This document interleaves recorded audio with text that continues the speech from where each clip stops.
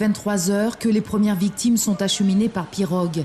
Elles sont prises en charge sur les berges de la Charbonnière par les pompiers de Saint-Laurent-du-Maroni et le SMUR. Des victimes d'un tragique accident de la route au Suriname, aux environs du secteur de Mango entre Albina et Paramaribo. 2 véhicules sont impliqués, un camion et un autobus d'une 30aine de places. Le bilan fait état d'une 30aine de blessés. Très vite, un poste médical avancé est installé dans un bar situé sur cette berge où les premiers soins sont prodigués. Nous avons connaissance également qu'il y a des victimes d'une urgence absolue qui se trouvent sur la rive surinamaise. Donc nous avons décidé d'envoyer des équipes de sapeurs-pompiers ainsi que des équipes médicales du CHOG pour leur prise en charge. La difficulté d'une telle opération, tout d'abord, c'est la langue.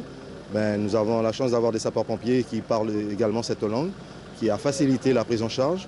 Mais également, la difficulté que nous avons connue, c'était le fait de traverser en pleine nuit pour prendre en charge ces victimes. Une 15aine de blessés en urgence absolue sont acheminés à l'hôpital de Paramaribo.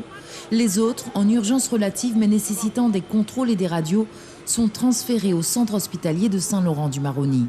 Les voies de liaison uniquement fluviales entre les 2 pays ne facilite pas la coopération transfrontalière. Les transports se sont faits en pirogue et donc la difficulté pour les blessés, dites en urgence relative, en effet ils ont été transportables, mais on nous a signalé 3 blessés plus sérieusement blessés qui sont en face et là il a fallu en effet envoyer une équipe médicalisée pour faire une évaluation médicale de l'état de ces personnes.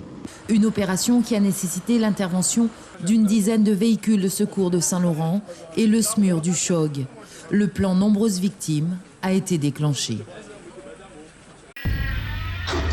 Suivez l'info sur Guyana Première, télé, radio et internet.